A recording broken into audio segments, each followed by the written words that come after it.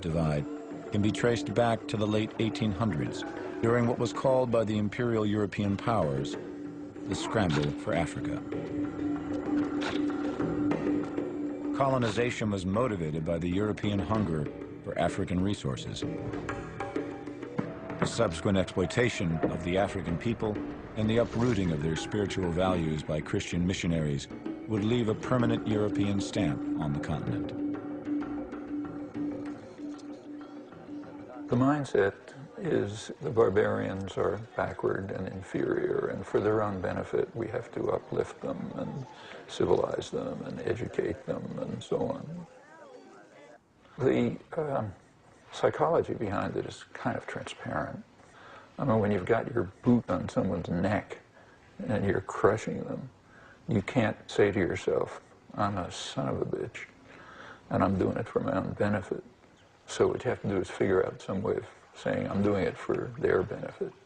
And that's a very natural position to take when you're beating somebody with a club.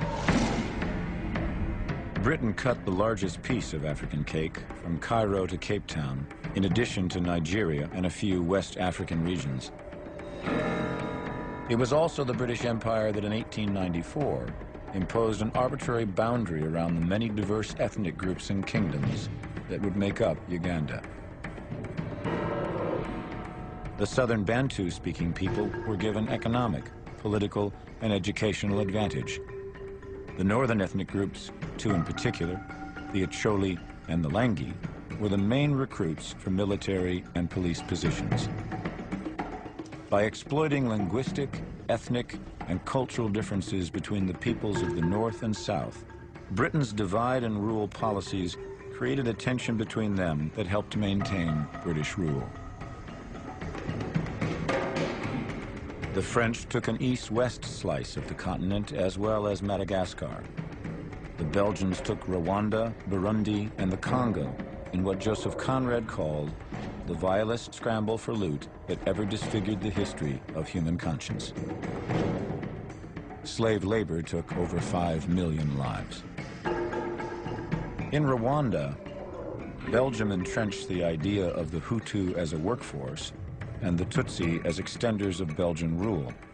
The politicization of these two cultures would profoundly contribute to the genocide of 1994.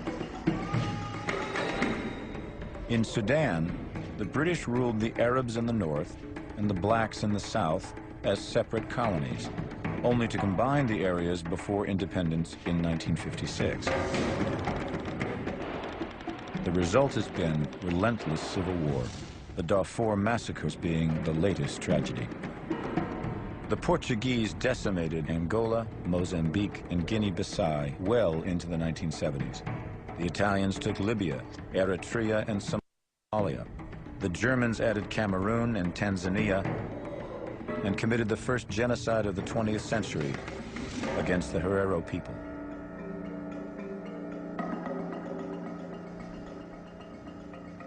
No colonial power is going to succeed unless it's going to play on existing divisions and sharpen them, increase them, exacerbate them. So one of the first questions after the end of colonialism is who belongs and who doesn't? Who was part of the colonial struggle and who betrayed? And this is time to settle scores.